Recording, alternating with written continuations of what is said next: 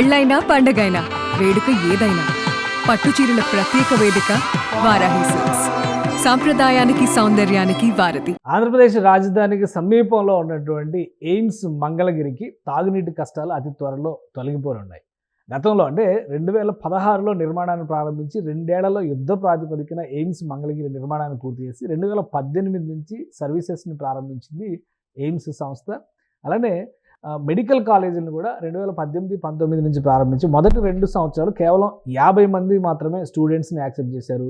2021 నుంచి 125 మంది స్టూడెంట్స్ని ఎయిమ్స్ మంగళగిరిలో తీర్చిదిద్దుతున్నటువంటి పరిస్థితి. మొత్తంగా ఒక టౌన్షిప్ని కట్టినట్టుగా మంగళగిరి పరిసర ప్రాంతాల్లో ఒక టౌన్షిప్ నిర్మాణం జరిగినట్టుగా ఇప్పుడు అమరావతి కోర్ క్యాపిటల్ ఏరియాకి దగ్గరలో హెల్త్ సిటీగా ఏదైతే ప్రభుత్వం నోటిఫై చేసిందో మాస్టర్ ప్లాన్ ప్రకారం ఆ సమీపంలో నిర్మాణం జరిగినటువంటి ప్రతిష్టాత్మక సంస్థ ఎయిమ్స్. అయితే మంచినీటి సరఫరాకు సంబంధించి గత 5 ఏళ్ళు నానా అవస్థలు పడాల్సిన పరిస్థితి ఏర్పడింది ఎయిమ్స్. ఎందుకంటే రోజుకి 100 మంది విద్యార్థులతో పాటు సిబ్బంది ఉండడం, అలానే దూర ప్రాంతాల నుంచి కూడా వ్యాధిగ్రస్తులు రావడం అనేది ఒక ప్రధానమైనటువంటి ప్రక్రియ అక్కడ. అలాంటి చోట్ల దాదాపు రోజుకి 2 లక్షల లీటర్ల వరకు నీటి వినియోగం అవుతుందనేటువంటి ఒక అంచనా ఉంది. కానీ అక్కడ నేరుగా తాగునీటి సరఫరాకి ఎలాంటి వ్యవస్థలు లేని నేపథ్యంలో పూర్తిగా ట్యాంకర్లపైనే ఆధారపడాల్సినటువంటి పరిస్థితి. గత ప్రభుత్వం దీన్ని ఎట్టి పరిస్థితిలో పట్టించుకోకపోవడం అనేది ఎయిమ్స్కి ఒక పెద్ద తలనొప్పిగా మారింది. కూటమి ప్రభుత్వం ఏర్పడిన వెంటనే ఎయిమ్స్ డైరెక్టర్ మాధవానందకర్ ముఖ్యమంత్రి చంద్రబాబు నాయుడుతో భేటీ అయ్యి ఈ సమస్యను విన్నవించారు. దీంతో యుద్ధ ప్రాతిపదికన మున్సిపల్ శాఖ దీనికి సంబంధించినటువంటి ప్రక్రియను ప్రారంభించింది. 25 లక్షల లీటర్లతో నీటి సరఫరా ప్రతిరోజు చేయగలిగేటువంటి కెపాసిటీతో అక్కడ వాటర్ రిజర్వాయర్స్ని, ట్రీట్మెంట్ ప్లాంట్స్ని కూడా ఏర్పాటు చేయాలని నిర్ణయించడమే కాదు, ఇమీడియట్గా నిధులు శాంక్షన్ చేయడంతో యుద్ధ ప్రాతిపదికన పనులు కూడా ప్రారంభమయ్యాయి. ప్రస్తుతం ఆ పనులు ఏ దశలో ఉన్నాయో పరిశీలించేందుకు మున్సిపల్ శాఖ మంత్రి నారాయణ ఎయిమ్స్ని సందర్శించారు.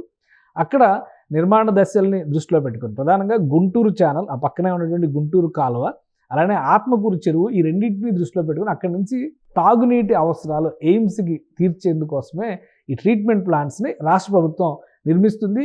డిసెంబర్ 15వ తేదీలోగా ఈ నిర్మాణ ప్రక్రియల్ని పూర్తి చేయడం ద్వారా అక్కడ ఎయిమ్స్కి నిరంతరంగా నీటి సరఫరా అందించాలి. అలానే తాగునీటికి, మురుగునీటి ట్రీట్మెంట్ కోసం కూడా ఒక సపరేట్ ట్రీట్మెంట్ ప్లాంట్ పెట్టాలనేటువంటి నిర్ణయం చేశారు. అయితే ప్రస్తుతానికి తాగునీటి కొరతను తీర్చేందుకు వాటర్ ట్రీట్మెంట్ ప్లాంట్తో పాటు ఈ 25 లక్షల కెపాసిటీ ఉన్నటువంటి ప్లాంట్ని అక్కడ నిర్మాణం చేస్తున్నారు. మొత్తంగా ఫిల్టర్ బెడ్లు, ఇతర నిర్మాణాలు, నీటి సరఫరాకు సంబంధించినటువంటి పైప్ లైన్స్ ఏర్పాటు, ఇవన్నిటిని కూడా డిసెంబర్ 15వ తేదీలోగా పూర్తి చేయాలని మంత్రి నారాయణ ఆదేశించారు. దాదాపు 8 కోట్ల రూపాయల ఖర్చుతో రాష్ట్ర ప్రభుత్వం ఈ నిర్మాణాలన్నింటినీ కూడా చేపట్టింది. అంటే ప్రభుత్వం అధికారంలోకి వచ్చిన మొదటి నెలలోనే ఎయిమ్స్ డైరెక్టర్ చంద్రబాబుతో భేటీ కావడం, ఆయన గ్రీన్ సిగ్నల్ ఇవ్వడం, ఇచ్చిన తర్వాత వెంటనే మున్సిపల్ శాఖ దీనికి సంబంధించినటువంటి టెండర్ల ప్రక్రియను పూర్తి చేసి కాంట్రాక్టులు అప్పగించింది. ఇప్పుడు ఆల్మోస్ట్ ముగింపు దశకి వచ్చినాయి. అంటే రాబోయేటువంటి ఒక 10 రోజుల్లో మొత్తం పనులు పూర్తి చేయాలి.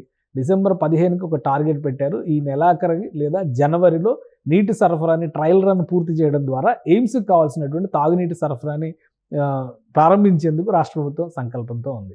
ఎందుకంటే రాష్ట్ర వ్యాప్తంగా ఒక ప్రతిష్టాత్మక సంస్థ కనీసం రోజుకి 10,000 మందిని ట్రీట్ చేసేటువంటి కెపాసిటీ, అంటే ఓపీలో ఏర్పాటు చేసినవి కావచ్చు, ఇన్పేషెంట్ వార్డులు కావచ్చు, వీటితో పాటు నర్సింగ్ కాలేజీ, మెడికల్ కాలేజీ, ఇవన్నీ అక్కడ ఏర్పాటు అయినాయి. కాబట్టి పెద్ద ఎత్తున విద్యార్థుల సంఖ్య కూడా పెరిగే అవకాశాలు ఉన్నాయి, సిబ్బంది సంఖ్య పెరిగే అవకాశాలు ఉన్నాయి. రోగుల రాకపోకలు, ఆంధ్రప్రదేశ్లో ప్రతిష్టాత్మకమైనటువంటి సూపర్ స్పెషాలిటీ హాస్పిటల్గా ఇది ఉంటుంది. కాబట్టి భవిష్యత్ అవసరాలను దృష్టిలో పెట్టుకునే 8 కోట్ల వ్యయంతో 25 లక్షల లీటర్ల కెపాసిటీ ఉన్నటువంటి ట్రీట్మెంట్ ప్లాంట్లు, సరఫరా వ్యవస్థల్ని రాష్ట్ర ప్రభుత్వం ఏర్పాటు చేస్తుంది. అతి త్వరలో ఇది అందుబాటులోకి వస్తే కనుక ఎయిమ్స్ నీటి కొరత సమస్యలు తీరినట్టుగానే భావించవచ్చు.